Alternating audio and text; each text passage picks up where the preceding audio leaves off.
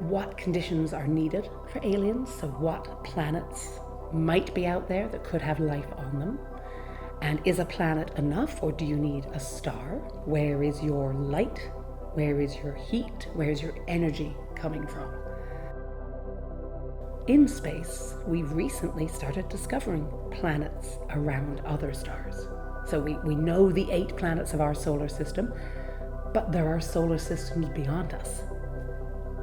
Brand new science.